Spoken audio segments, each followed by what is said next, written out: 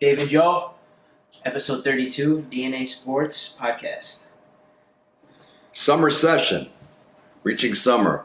We've been unavailable since our baseball season started beginning of March, but we're back. So we're going to talk about how our teams did and what we learned from it. But first of all, I want to talk about the lack of appreciation of how hard coaches work. We don't want to make it like a sob story, but parents don't seem to realize how hard we work, and it's inconsequential, but how little money we make and how we dedicate ourselves to all the players if they're allowing themselves to be taught. That's an issue. Do you listen to us? Do you listen to your travel coaches? Do you listen to peers that you have other interests? Maybe you have friends that aren't involved athletically and they want you to be less involved and they don't give their 100% effort. So a lot of battles we fight, and sometimes you just want to give up because, we don't know if it's worth it. But then we try to beat back the negativity and say, okay, I don't care if you don't appreciate it. There's a lot of people that do. Yeah. I mean, there's a lot of roadblocks, I feel like, that come with coaching. The roadblocks between kids not being coachable. There's two types of players, coachable players and non-coachable players. And then there's parents who want to interfere, or they think they know what's best for a player, or they know what's best for a team. And you hit those roadblocks all while trying to coach and develop for what you think is best for the team. And you're trying to make the players better because you care about them. But there's so many just interruptions with that. And then what's interesting about what you say when you feel like you want to give up, and then you have those like small sparks of positivity when a kid does something good, and you're like, okay, this is why I do it. Yeah, well, you would think, given my tone of voice, that we had a really terrible season. We had a really good season. We were 28-8, and we were the number one seed in the Chicago Public League's playoffs. But just 5 kids quit, and kids that we really helped got upset about a senior night, which is more prevalent in basketball, where it's a big deal and kids get to play a quarter. We had senior night, and I don't plan it. The parents plan it. And this particular group of seniors, parents did not do anything. So the junior parents came in and planned a really nice event, but they planned it in the first round of the playoffs because that's the earliest they could have done it. I had nothing to do with it, yet I got blamed for it. I got blamed for not playing all the seniors, except for 3 outs in the 7th inning when the score was 12-4 in favor of us. But we were losing until the 5th inning. So what am I going to do? Am I going to give up a chance for us to go to the city championship just so all the seniors could play? So there were stakes on the line. Yeah. It wasn't the last game of the season, where it usually happens in basketball. Last game of the season, even though it's a conference game, we're out of the conference. A chance to win in the conference. So I'll play everybody, and then we'll see what happens. I've happened on every level, of basketball. But baseball, did we have a senior night when you were playing? I don't know. I don't remember. I don't think we did. Right. And if it was informal. Yeah, I think we had like a senior night, but it was like not at a game. It was like after the game we went to the school. Right. And so we didn't have when you were playing, we didn't have a PA set up and all that stuff. We just, hey, kids came to the game. Maybe there was a barbecue out there. Maybe there wasn't. I think after you played, there was some sort of barbecue, but it was just really informal. And they said, thanks to all the seniors. That's it. There was no introduction. Here it was a big to-do, and this kid that we work with all the time, he also played basketball. And, he got upset that he didn't play until the last inning. And then none of the other people got upset, with the exception of his best friend, who was on a team because this kid asked me, hey, could you consider him, even though, he's not going to play a lot. I said, okay. So it didn't, we kept him on a team, and it backfired. Yeah. The kid had a meltdown, and the day before the day after the city tournament game, and he left the team. And the other kid, made a big deal about not playing, and his mother was upset about it. I said, after all the stuff we've done for you, and then you're upset because of a thing that wasn't even planned by me, it was planned by parents, so you're upset about it. I said, it's not like basketball. It's a playoff game. So you shouldn't be upset. Well, maybe you should plan it next time on a non-playoff game. I said, I didn't plan it. Mm-hmm. And first off, I'm glad you brought this up because this is great. What is senior night about playing, or is senior night about remembering and thanking the seniors for what they've given to the program? The second one. Okay. And if you're a senior who's upset about playing, you should have worked harder and done more. You shouldn't show up on a day where you think you're given the right to just get thrown on the field, especially when stuff is on the line. Right. Stakes are on the line for the whole season, and the season is on the line, but tonight's about you, so you get to play? No, you play the best 9 players because tonight's not about you. Tonight's about the team, and every night is about the team. Isn't that a celebration of the team when you've helped the team win, but right now you're going to support them even if you're not playing? Exactly. Because, right. And this is why so many people in general, this is what I'm starting to learn about people. As I go through the regular workforce and see people day in and day out, people aren't successful and they're not where they want to be because it's always me. I deserve this, I deserve that. That's absolutely but true. If you were about what is right and what the truth is, right? Right. Then you do what's necessary. It's senior night. Everyone is there to thank you and remember you and wish you best in college and everything. And that they're glad that they met you and everything about that. But when the game's on the line, you are your role. And if you're a senior that starts, you're a senior that starts. But if you don't start and you warm up the left fielder, you warm up the left fielder to the best of your ability because that's the role that you're in. That's a team player, and that's someone who understands success. Yeah, and you don't have to be satisfied with it. But you don't have. Yeah, you don't have to be happy about it. But if you're not in the starting lineup, you don't pout and sulk, which this kid did. Yeah, and he did it. He did it because he hit 219. Okay, and he got every break, and to the point where people thought that the coach, they thought I was favoring the kid because he comes from a situation where the dad left, whatever. So they tried to be a little more cognizant of what's going on, but he got every chance to prove. And he worked hard in season. Out of season, didn't work at it. And you know what? We've talked about this many times. While other people are playing other sports, or even not other sports, they're just working on baseball. Yeah. Okay, this particular sport happens to be baseball. So if you're playing another sport, but maybe you can hit on the weekends. Maybe you can throw on the weekends. But you can't expect to catch up to people that have been playing in the fall, hitting all winter, and then just picking up in the spring. Yeah. I mean, if you're not playing, there's really no excuse but your own for not working hard enough, not getting better, because, look, favoritism exists. That happens. But even if you were on a team where favoritism existed, if you were that good, trust me, you're going to be in the game. Right. And so that's really... And that kid had a really good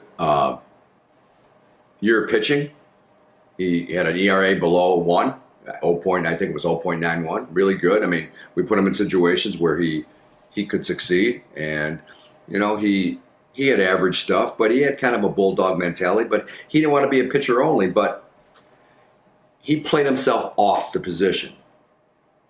He started out as a starter, and somebody actually played better than him. And then toward the end of the season, they were about even. So like the last game of the season, in our playoff game, he started because it was even, and the other kid had a little sore arm, so we put this kid out there. But the lack of just like understanding, it's not just about me. It's about the team. It's like, okay, if I'm not playing, I'm not going to root for you.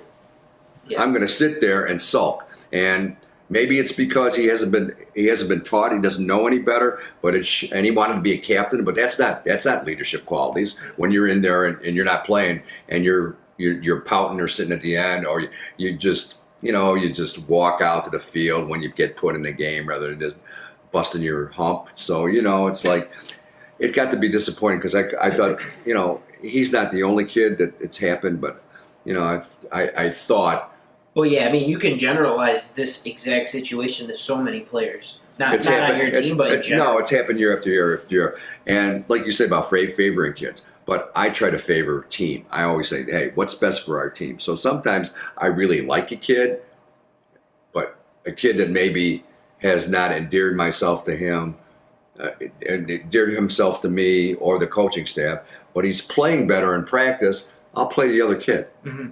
Because it's what's best for the team. You got to take personal likes and dislikes out of it. Yeah. And as a younger coach, sometimes I didn't do that. I don't like this kid. He's going to sit. I had to learn from it. Yeah.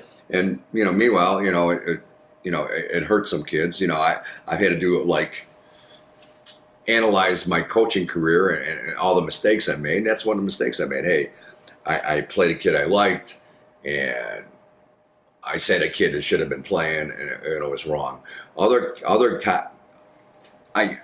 You saw that one of the teams that I coached made it to the state championship game. Mm-hmm. Yeah. Yeah, and they lost in the championship game. He was one of our coaches. Yeah. You played for him. Well, he was getting all this feedback from all the alumni, and so one alumni who pitched for me, and he wasn't very good, but I kept him on the team. But I gave him a hard time because, he made mistakes, but he wasn't good enough to overcome them. So he made a snarky comment that, this program's come a long way since my era. Yeah. And first of all, it's inaccurate, but second of all, it bothered me because I said, okay, obviously I didn't treat this kid well, and he holds a lot of animosity, and it's something that I have to keep on trying to correct as long as I'm in a coaching profession. Mm-hmm. Yeah, that's the hard thing too, because you're not there to please people, and some you're gonna please, and some you're not gonna please. Right. And that's a shitty thing too, because life goes on after high school baseball, and everyone should be able to be friends and get along. Right. Yeah. Right. And it just comes back to that lack of self-awareness of, if you really believe that the coach isn't doing what's best for the team and the players, then maybe you shouldn't have played. Right. And then if you believe that, you should also believe that you want to do what's best for the team and the players. So it's all that mentality of being team first. Right. And we've always said if you can handle all the stuff that we can dish out in practice, then the games will be easy for you. So you have to make it hard enough in practice so games were easy. And I said, I don't want to listen to this, but I'll learn even though the tone is harsh. I'll learn the intent. Mm-hmm. He didn't get that, and he couldn't handle my style of coaching, which is direct. And one of our players said, I'm softening. Now I'm a lot softer than when you were playing. Before that, when he was playing, because he graduated in 2010, and this kid graduated like in 93, 94. So with today's parents and the demographics of our school that have changed, I've had to change because a lot of these kids can't handle it. And if you say something wrong, the intent is different according to them. So therefore, they think upon it negatively, and I'm tired of getting in trouble. Yeah, and I also think that kids are just starting to respond to coaching, different styles of coaching now. Right. So but hey, if you were a coach that only coached one way, you wouldn't be a coach for that long. So no. Kids respond differently, and you're adapting to it. That's part of the definition of what a coach is anyway. So you can't berate. Yeah. And and you can't curse a lot sometimes just to get a point across. You just have to be a teacher and a leader and a coach. There's all manager, everything. Mm-hmm. And all these other things, it just brings you down, and you just say, am I getting through these guys? And since my career at the high school that I'm at now, where you came from, most of the kids come back and they're great, Yeah. but you still get defectors, and you,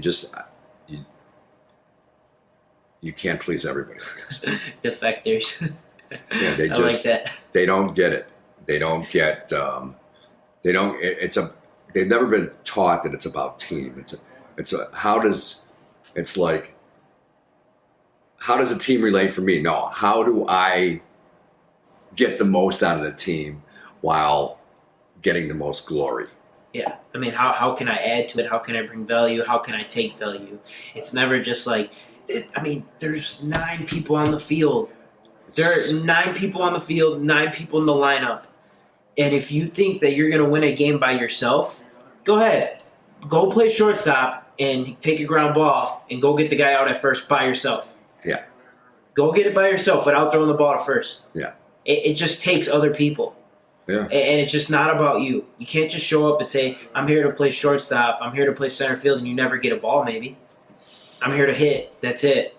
You hit 3 times a game, maybe 4. Well, that plays right into the travel programs, because it's, hey, I made a travel team. I'm going to a weekend tournament. I. And it's a bunch of mercenaries together as an all-star team playing on weekends. That's not a team atmosphere. You have to fight that all the time. I'm not coaching this summer because I'm tired of fighting travel teams. So, I'm here to we're gonna do some sondas. We're gonna probably go out to a park and do some instructional stuff, but I'm tired of fighting travel teams and trying to fight people that really don't know the first thing about teaching baseball the right way. And I think it's important to get extra at bats, but the intention behind it. Why am I getting extra at bats? Are you worried about actually getting better, or you're like, I need to get extra at bats so that someone could look at me, or I could go to play college ball? Dude, you're a sophomore in high school. Worry about winning your next game. Worry about showing up and being a good teammate. Worry about busting your ass when the door closes. Yeah. Because you can say all this, but when the door closes, what are you doing? Because some kid out there is hungry and he's running 6 miles and he's doing some explosive workout and he's running hills and he's getting faster, and you're just talking about being 15 years old playing travel ball and you play every weekend. Well, that's great, but where's that getting you? It's all about your intention. It gets nowhere. I went to a game like Wednesday night, I think, and the kid who pitched in the semifinals for the team that finished second overall, he was there playing. And it's just a house baseball league. They're playing with wood bats. You know what? They were having a lot of fun playing the game. And he pitched. He's 5 days removed from pitching the biggest days of his life. But he didn't let his teammates down. I talked to him in between innings, and it couldn't have been a nicer kid, but he got it. Yeah. And his pitcher got knocked out. He didn't start. He was playing first base. So he comes in and pitches 4 innings. And couldn't have been happier. He's playing with guys he grew up with, guys he graduated with. He's a graduate now.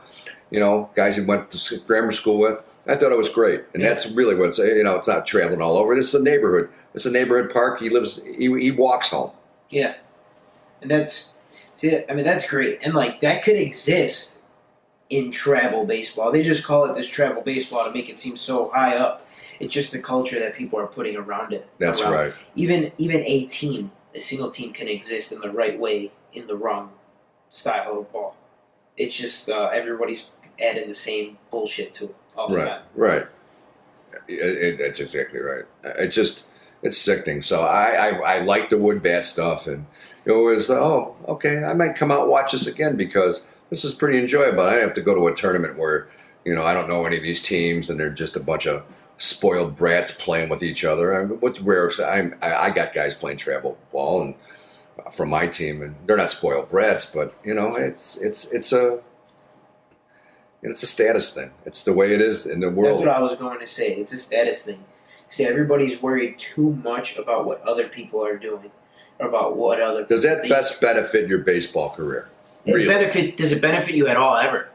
to always worry about what other people are doing. I can't afford $3,000, but I'm going to do it because it's going to benefit my baseball. Yeah, because you know all of these kids are doing it. I should do it, or they say I should do it, so I need to do it. People laugh at me if I say I'm at a house league, so I need to play travel ball. All that bullshit. It's all about what other people are doing instead of focusing on what you should be doing. Yeah, yeah.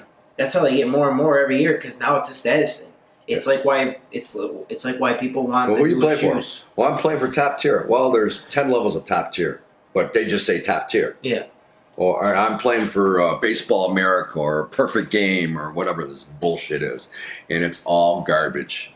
It's a big business. That's what it is. Yeah. You'd be better suited. You know what was really good back in the day, and there's not that many anymore, but Legion Ball was good because you played different communities, and well, that's how I met Jason Kipnis, who's for those of you who don't know, plays second base for the Indians. He's been like an 8-year pro player and player of the year in the Pac-10. And he played Legion Ball for 2 or 3 years. And we would go out. He represented Northbrook, and you played for the team too. So where'd we go? Elk Grove, Northbrook. We had Palatine. We probably had 2 tournaments that were travel. Yeah, you know, we had that's okay. We had, one in Iowa and one in that's like East Moline, right? Yeah, and one in University of Illinois. But the other ones were like, you know, local. These different community, like going to different suburbs and. Yeah, but you're you know, like Northbrook versus like Wheaton. Right. You know. But you had like Northbrook played, New Trier's team, Wilmette, Winnetka, Evanston, and then you had Elk Grove, Palatine, Arlington Heights. You know, there was a team from Portage Park, which is a Chicago team, and a couple other suburban teams. And it was great baseball. It was really good baseball. It was really competitive. There were some rivalries there, and it was fun. Mm-hmm. And it wasn't glorified. It was just really good baseball.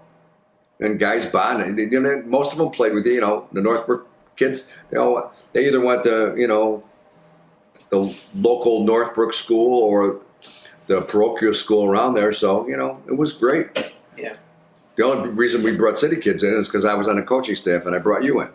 And, whatever. Yeah, I mean, I think it just comes down to, if you were to sum all of this up, the selfish kid on senior night, the kids playing travel ball because of status. If you were to sum all that up, it really just comes down to you need to do things for you with your intent and your why, not for what other people think, right? Yeah. You need to be a good teammate because you want to play on this team and you want the team to win.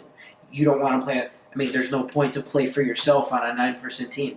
Well, probably a 20-man team, but it takes 9 people to play it. Well, I actually said that at our award ceremony. I said, you guys have to realize, and I'm talking to the parents, I said, there's only 9. We had over 20 kids on our team, and there's only 9 positions to play at a time, maybe 10. So people have to work their way in the lineup, have to earn it. So, and a lot of times you're going to be sitting on the bench, and you're going to have to be a good teammate. And I think a lot of you don't understand that. And I said it right away. And that's the best part about it. When there's 9 people that play, and there's over 20 people on the team, that can be spun to be such a good thing. Because everybody could be working their ass off in a good way. Like, hey, you're my friend, and you're starting at shortstop today. But I'm also a shortstop, so I want to compete my ass off to try to win the starting spot. But when you play, I'm going to cheer you on, and I'm still going to be happy for you. I'm not satisfied with where I'm at, but I want to get good enough to be where you are.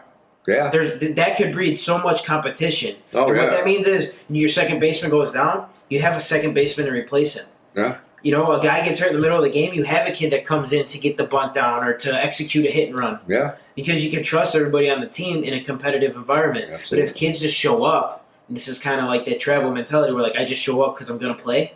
If you just show up and you expect to play, what the hell are you doing off the field to get better? You're never going to get in the game that way. Right. It's not handed to you. Right. Good programs don't hand you anything. Right. I mean, some of the kids I had on a bench would never play at any other high school, but I did it. Maybe I'm getting soft in my old age because, okay, maybe they'll have a maybe they'll be great bench people and cheer our guys on because they're not going to play. They're not high school talented players, but sometimes it backfires. Yeah. And it's discouraging, but you're right. I might even go next year, even though there's 25 guys qualified. I might only have a 16 to 18 players roster because I'm not going to watch what went. I'm going to learn from history and learn from what happened this past year, even though there should have been no egos because we were 28-8. Yep. But there was a lot of me, and got to get rid of it. So some of these guys, the parents say, "Hey, I'm on the athletic board right now, and I'll get you money." I said, "This guy has a kid who's borderline, and I'm not going to prostitute myself by keeping him." Yeah.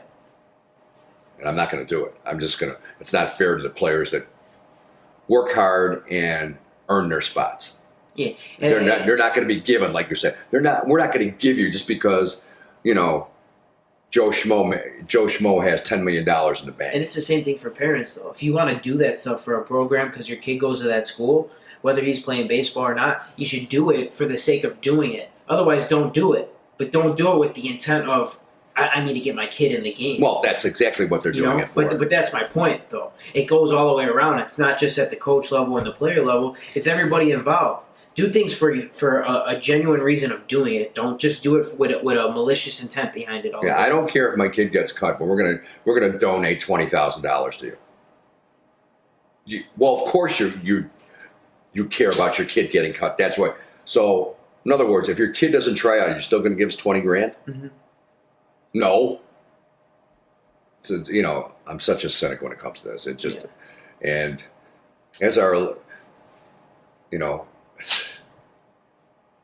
it's hard to trust people that don't have team mentalities. Yes. Team understandings. Because so many people have played on teams, but they still don't know how many people have played on a team and haven't won.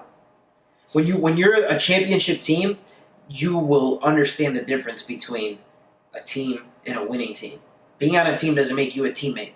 That's right. Being on a team does not necessarily make you a teammate. I couldn't say it better. It can make you a bad teammate. Yeah, but it doesn't make you a good teammate. You have to know how to. Maybe that's the role of the coach to teach kids. Just help cultivate things, but you have to. It has to be inside too. A good teammate doesn't have to be. A good teammate just does things for other people. Well, then it has to be in here. Right. Nothing pisses me off more than when a kid can't get a bunt down because it wasn't for you. It was for the rest of the team. You were supposed to sacrifice yourself, but you couldn't execute because you're scared of the ball. You dropped your bad angle. It's a sacrifice, shit like that. But that stuff speaks volumes when kids execute on that stuff. Look at the meaning of the word sacrifice. Okay, not just in butt. Okay, that should tell you everything about how to be a winning team. You have to sacrifice. You have to know your ability, and you have to play the role what's best for the team. That's what's best for you. Yep. Yeah. Good. Did we solve any problems? That was nice. Yeah, we did. We taught a lot of people on what it's like to be a good teammate.